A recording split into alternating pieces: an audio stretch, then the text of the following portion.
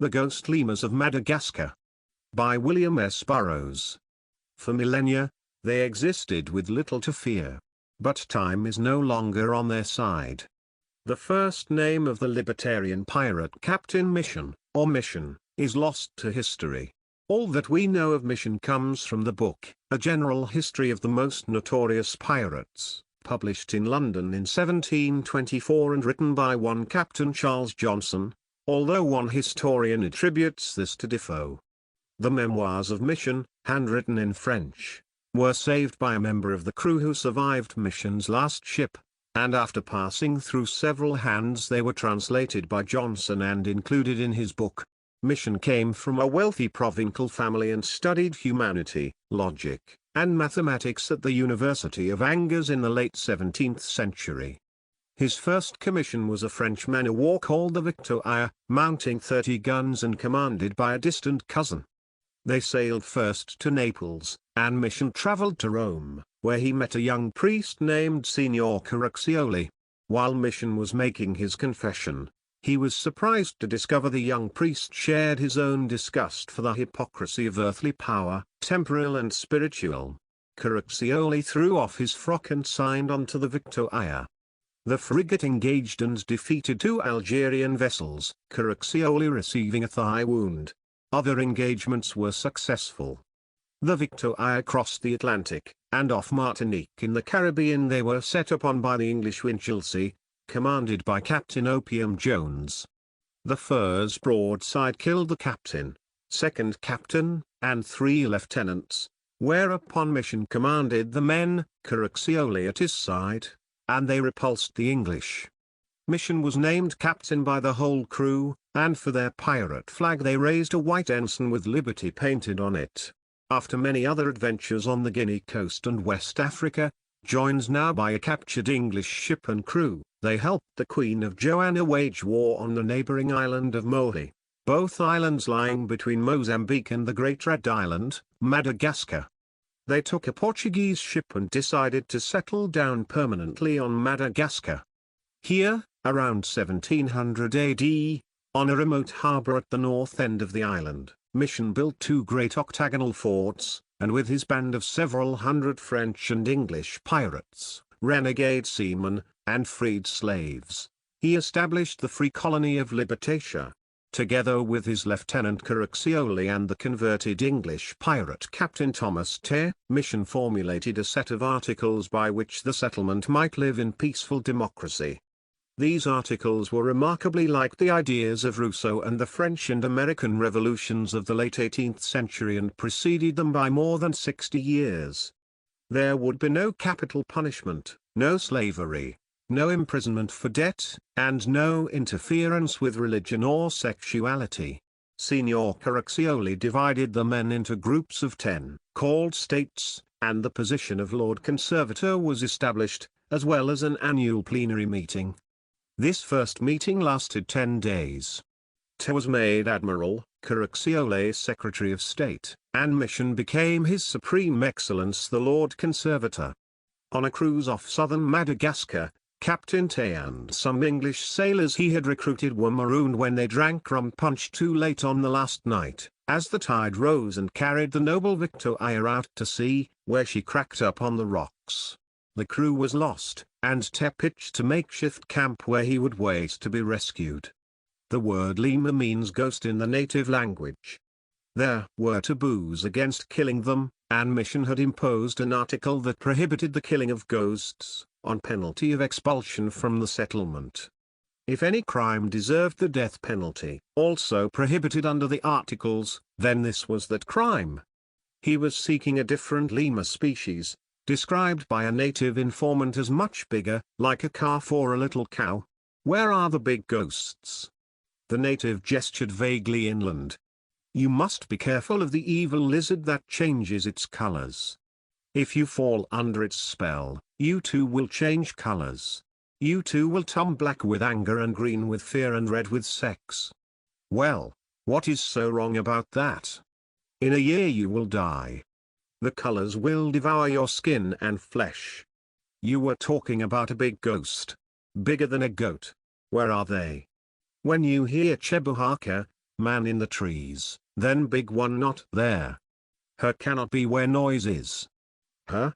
Her he. For big ghost is the same. So him is where man in the trees isn't. No. He is when man in the trees is silent. This occurred at dawn and sunset. Captain Mission strapped on his double-barreled flintlock, which he kept loaded with shot charges, and thrust a short sword through his belt. He picked up his staff and walked out through the settlement, stopping here and there to talk to the settlers. They had found an excellent red clay for bricks and were constructing two-story dwellings with second-story balconies supported by heavy hardwood pillars. These buildings had been joined to form a tier, with the dining and kitchen areas in the two downstairs rooms and the sleeping and dressing areas upstairs. The balconies were connected and were used for sleeping hammocks and pallets. These structures faced the sea, and steps led down to the bay, where a number of boats were moored. Mission was heading inland, up a steep path that leveled off at 500 feet above the sea. He stopped, leaning on his staff, and looked back. The steep climb had not touched his breath or brought sweat to his face. He saw the settlement, the freshly molded red bricks and thatch, already timeless as houses in fairyland. He could see the shadows under the pier, the lurking fish, the clear blue water of the bay, the rocks and foliage, all floating in a limpid, frameless painting. Silence descended like a shroud that would crumble to dust when he moved. Now a cat's paw of wind frisked across the bay and up through the ferns, bringing to his face a breath of panic. Little ghost paws rippled up his spine, stirring the hairs at the nape of his neck, where the death center flares briefly when a mortal dies.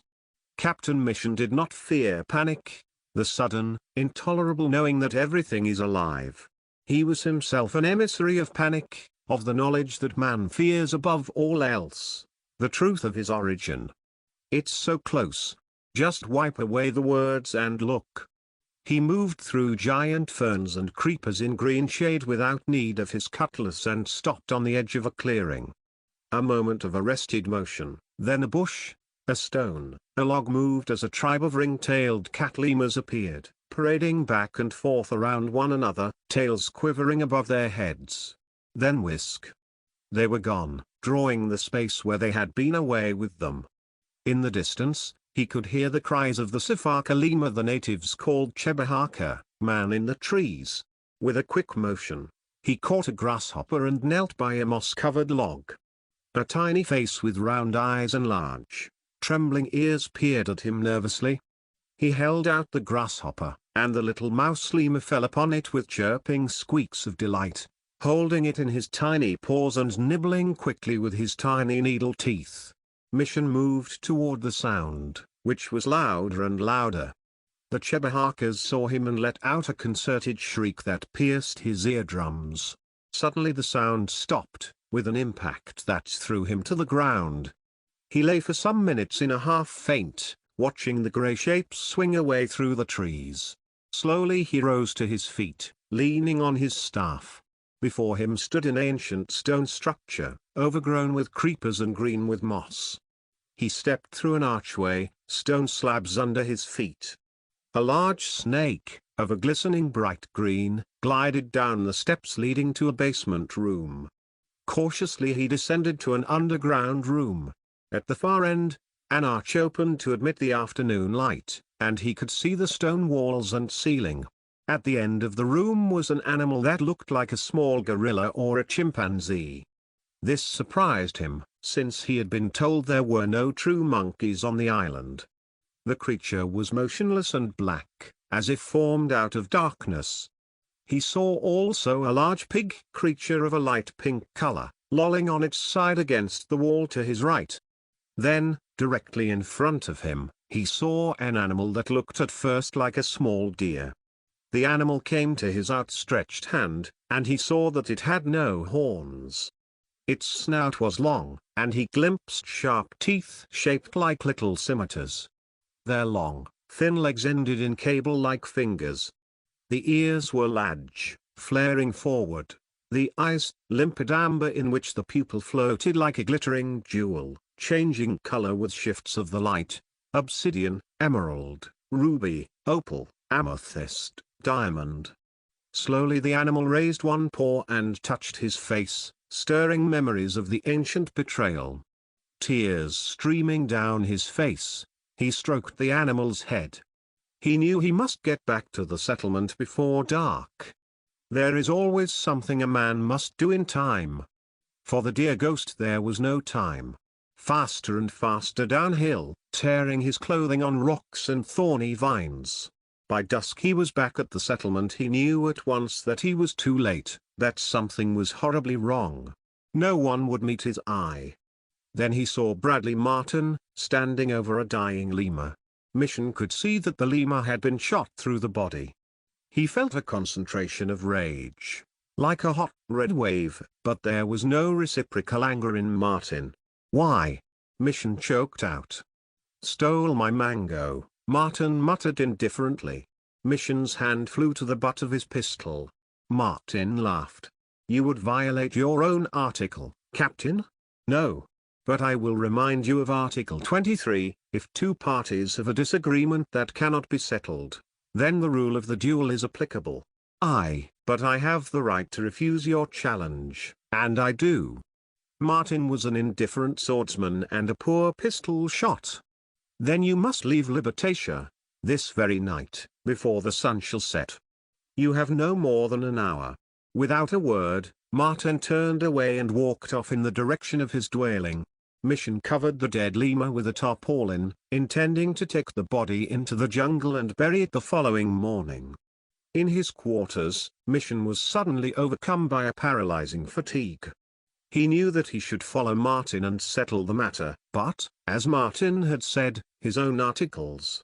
He lay down and fell immediately into a deep sleep. He dreamed that there were dead lemurs scattered through the settlement, and woke up at dawn with tears streaming down his face. Mission dressed and went out to get the dead lemur. The lemur and the tarpaulin were both gone. With blinding clarity he understood why Martin had shot the lemur and what he intended to do. He would go to the natives and say that the settlers were killing the lemurs and that when he objected, they turned on him and he had barely escaped with his life. Lemurs were sacred to the natives in the area, and there was the danger of bloody reprisal. In a pre-recorded and therefore totally predictable universe, the blackest sin is to tamper with the pre-recordings, which could result in altering the pre-recorded future. Captain Mission was guilty of this sin. He threatened to demonstrate for all to see that 300 souls can coexist in relative harmony with each other, their human neighbors, and the ecosphere of flora and fauna. Big Ben strikes the hour. In a muted, ghostly room, the custodians of the future convene. Keepers of the board books, Mektub, it is written.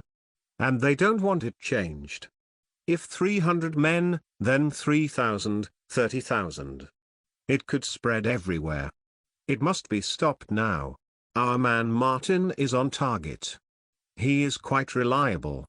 A woman leans slightly forward. An arresting face of timeless beauty and evil, an evil that stops the breath like a deadly gas. The chairman covers his face with a handkerchief. She speaks in a cold, brittle voice, each word a chip of obsidian. There is a more significant danger. I refer to Captain Mission's unwholesome concern with lemurs. The word slithers out of her mouth writhing with hatred. Mission had smoked opium and hashish and had used a drug the Indians of South America called yage. There must, he decided, be a special drug peculiar to this huge island, where there are so many creatures and plants not found anywhere else. After some inquiries, he found that such a drug did exist. It was extracted from a parasitic fungus that grew only on a certain spiny plant found in the arid regions of the south. The drug was called Indris, which means look there, in the native language. With the promise of 5 gold florins on delivery, he obtained a small supply from a friendly native. The drug was in the form of greenish-yellow crystals. The man, whose name was Babucci, showed him exactly how much to take and cautioned him against taking any more. Many take Indris and see nothing different, then they take more and see too much different. Is this a day drug, or a night drug? Best at dawn and twilight. Mission calculated an hour till sundown, enough time to reach his jungle camp. How long does it take to work? Very quick. Mission set out walking rapidly. Half an hour later, he took a small amount of the crystals with a sip of water from his goatskin water bag. In a few minutes he experienced a shift of vision, as if his eyes were moving on separate pivots, and for the first time he saw a lizard who changes color. It was quite large, about 2 feet in length, and difficult to see, not because it took on the colors of its surroundings but because it was absolutely motionless. He moved closer to the lizard, who brought one eye to bear on him and turned black with rage. Evidently lizard who changes color did not like to be seen. His colors subsided to a neutral orange-yellow, mottled brown. And there was a Gurkha lizard on a limb, as if carved from the bark. He winked a golden eye at Mission. Despite the need for vigilance, Mission was spending more and more time in the jungle with his lemurs. He had converted the ancient stone structure he had found into a dwelling. It was completely enveloped by the roots of a huge, bulbous tree, as if held in a giant hand. The open arch in the second room was festooned with roots. There was a paved floor. He had covered the entrance with mosquito netting and arranged a pallet on the floor. Brushing the floor, he was surprised to find few insects, certainly no venomous varieties. The stone steps were worn smooth, as if with the passage of many feet, perhaps not human feet. Who, or what, could have built this structure, and for what purpose? Since his first encounter he had located a troop of the larger lemurs. These lemurs were too big and heavy to be comfortable in arboreal conditions and lived mostly on the land, in an area of grass and scrub where the forest thinned out, a mile from his campsite. Ideal grazing land, Mission realized with a shudder. The creatures were so trusting and gentle and open to human affection. Mission hurried on. He wanted to reach the ancient stone structure before twilight, and he hoped his special lemur would be there. He often slept with the lemur beside him on his pallet, and had named the lemur Ghost. As he walked up, Ghost gave a little chittering cry of welcome. Mission took off his boots and hung his outer garments on wooden pegs driven into chinks in the stone wall. The only furniture was a table of rough-hewn planks supported on 2 logs, with an ink pot, quill, pens, and parchment. In one corner was a small keg with a spigot for water, some cooking utensils, an axe, a saw, hammers, a musket. Powder and shot were kept in the footlocker. Mission sat at the table beside his phantom, his ghost, contemplating the mystery of the stone structure. Who could have built it? Who? He poses the question in hieroglyphs. A feather. He chooses a quill pen. Water. The clear water under the pier. A book. An old illustrated book with gilt edges. The ghost lemurs of Madagascar. Feather. A gull diving for garbage. The wakes of many ships in many places. A feather of the great bird that lived here once, and the sacred lake 2 days' walk west, where every year a heifer is sacrificed to a sacred crocodile. Still the who eludes him. He wonders if there are other, similar structures on the island. Where? A loaf of bread. Water. A goose tied to a stake. Looking through the eyes of lizard who changes color from one end of the island to the other. The appalling answer comes back. Nowhere, none. Why appalling? He doesn't know yet, but he knows. When? A reed. A loaf of bread. A bird wheels in the sky. A woman plucks feathers from a fowl, takes a loaf of bread from an adobe oven. The split between the wild, the timeless, the free, and the tame, the time-bound and binding, the tethered, like the tethered goose of where? The tethered who will forever resent their bondage. The structure was built at the one time it could have been built, before the split widened to an impassable chasm. The concept of a question is reed and water. The question mark fades into reeds and water. The question does not exist. Strange creatures are fitting stones together. He can't see them clearly, only their hands, like grey ropes. He senses the immense difficulty of an unaccustomed task. The stones are too heavy for their hands and bodies. Yet for some reason they must build this structure. Why? There is no why. Mission is there. Look there. Ghost stirred beside him and belched a sweet scent of tamarind fruit. Despite Babuchi's warning, Captain Mission knew he must learn more. He lit a candle and poured a very large dose of Indris crystals into his hand and downed them with a cup of water. He remembered the dream gorilla in the basement room, the strange pig creature, and then the gentle deer lemur. Mission lay down by his ghost. He wasn't sure he wanted to see what the Indris would show him, knowing that what he saw would be sad beyond his endurance. He looked out through tree roots as night sopped up the remaining light like a vast, black sponge. He lay there in the grey light, his arm around his lemur. The animal snuggled closer and put a paw up to his face. Tiny mouse lemurs stole out of the roots and niches and holes in the ancient tree and frisked around the room, falling on insects with little squeals. Their tails twitched above their heads. Their great flaring ears, thin as paper, quivered to every sound as their wide, limpid eyes swept the walls and floors for insects. They have been doing this for millions of years. The twitching tail, the trembling ears mark the passage of centuries. The little squeak of triumph was heard before the birth of man. As the light drained into the sponge of night, the room grew ever brighter. He could see for miles in every direction, the coastal rainforests, the mountains and scrub of the interior, the arid southern regions where the lemurs frisk in the tall, spiny cactus. They gambol, leap, and whisk away into a remote past before the arrival of man on this island, before the appearance of man on Earth, before the beginning of time. An old picture book with gilt-edged lithographs, onion paper over each picture. The ghost lemurs of Madagascar in gold script. Giant ferns and palms, bulbous tamarind trees, vines, and bushes. In a corner of the picture is a huge bird, 10 fat feet high, a plump, dowdy, helpless bird, obviously flightless. Never get that off the ground. This bird tells one that here is a time pocket.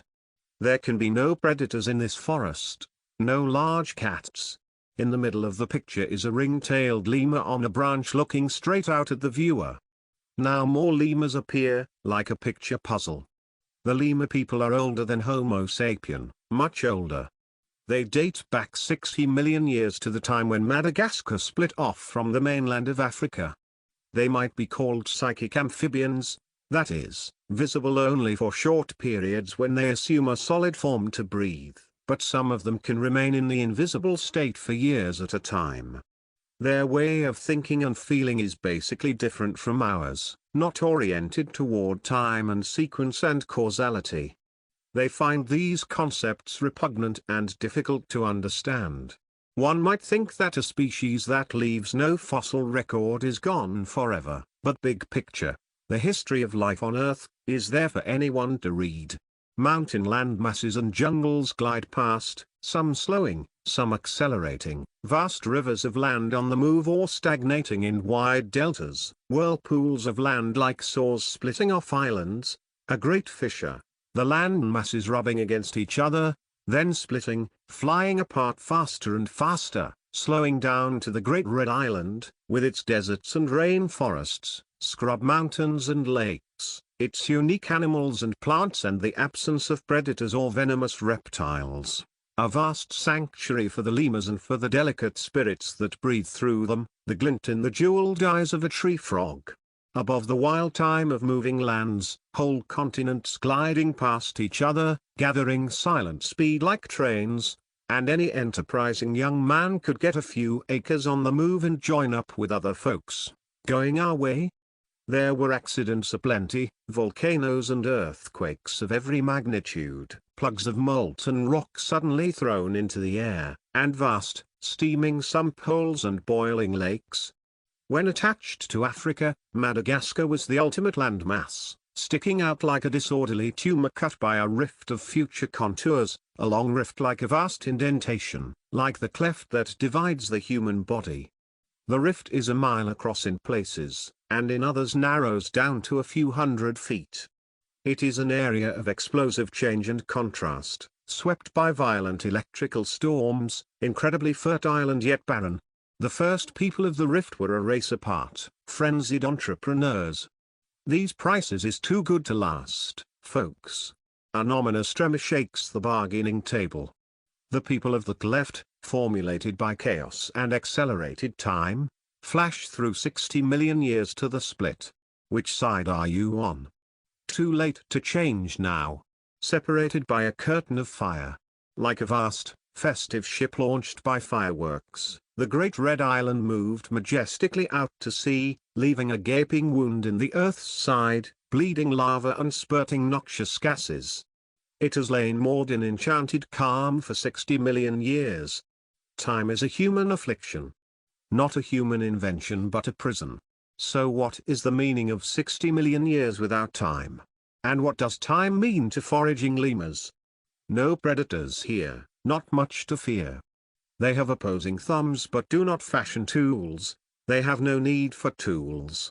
They are untouched by the evil that flows in and fills Homo sapien as he picks up a weapon. Now he has the advantage. A terrible gloating feeling comes from knowing you've got it. Lemurs don't need it. 6 minutes, 60 million years, no difference. Nothing is happening. A feeling of desolation closes round the human essence at the thought. How long have the lemurs paraded before each other in their sad and perfect beauty? How long have the singing gibbons sung their timeless song, as little gibbons clinging to their backs attempted to sing too? Beauty is always doomed. The evil and armed draw near. Homo sapien with his weapons, his time, his insatiable greed, and ignorance so hideous it can never see its own face. Just let me club down some seal-ups, cut an Injun's hands off, bum a Nigra's balls off and watch 'em pop, then we'll all feel a lot better. These are unsightly tricks. Why do I think this is a beauty contest? A lemur frisks toward the man, and he slashes it viciously, leaves it bleeding, sobbing, dying. Try and bite me, will you, fucking animals? Man was born in time. He lives and dies in time. Wherever he goes, he takes time with him and imposes time. Captain Mission was drifting out faster and faster, caught in a vast undertow of time. Out, and under, and out, and out. A voice repeated in his head. Erase the concept of a question from your mind. The Egyptian glyph is a reed or feather and water. The question dissolves in reed and water as a poet writes on water. Who? The water, the feather, the book. Wipe it out with the squawking goose of where and the bread of when, fading into a great, extinct, flightless bird in a swampy pool. Mission knows the stone temple is the entrance to the biological garden of lost chances. Pay and enter. He feels an impact of sadness that stops his breath, a catching, tearing grief. This grief can kill. He is beginning to learn the coinage here. He remembers the pink pig creature, lost in passive weakness, slumped hopelessly against the wall, and the black simian against the far wall by the entrance, very still and very black, a blackness that glows. And the gentle deer lemur, extinct for 2,000 years, the ghost that shares his palate. He moves forward through the roots that trail from the ancient stone arch. Somehow the black monkey creature is in front of him, and he looks into his eyes, completely black. He is singing a black song, of a blackness too pure to survive in time. It is only compromise that survives, and that is why Homo sapien is such a muddled unsightly creature, precariously and hysterically defending a position that he knows is helplessly compromised. Mission moves through a black tunnel, opening on a series of dioramas. The last deer lemur falls to a hunter's arrow. Passenger pigeons rain from the trees to salvos of gunfire, and plump down on the plates of fat bankers and politicians with their gold watch chains and gold fillings. They belch out the last passenger pigeon. The last Tasmanian wolf limps through a blue twilight, leg shattered by a hunter's bullet.